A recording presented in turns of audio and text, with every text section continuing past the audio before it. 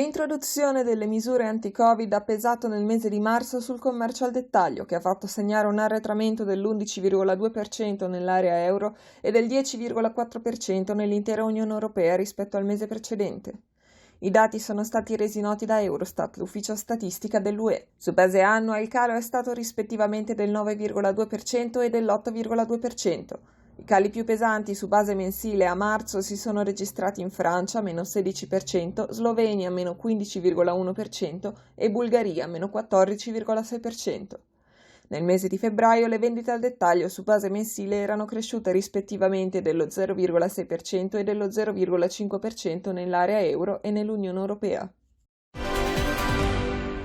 Il 70,8% delle imprese romane ha registrato un calo del fatturato di oltre il 30% nel periodo di lockdown.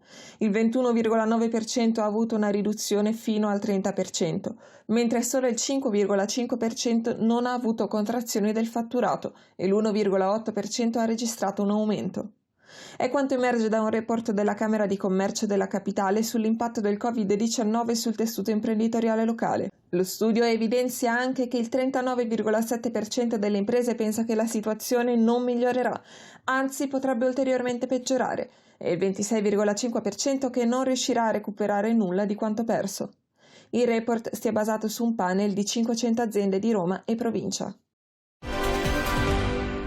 Lo Stato ha un debito di oltre 50 miliardi di euro verso i suoi fornitori e molti ne invocano a gran voce il pagamento. L'analisi dell'economista Gianni Lepre. In questi giorni un unico coro, Sangalli, Bonomi, Tajani. Lo Stato paghi i propri fornitori. Noi lo diciamo tra le altre cose nei nostri interventi già da oltre un mese, 50 miliardi di denaro fresco sul mercato, le imprese fornitrici dello Stato riprenderebbero a produrre, quindi ad assumere, tra le altre cose pagherebbero a loro volta i propri fornitori e quindi tutto questo serve veramente a dare impulso all'economia senza dover dar conto all'Europa. Joint venture tra l'Istituto di ricerca Euromedia Research e Italpress.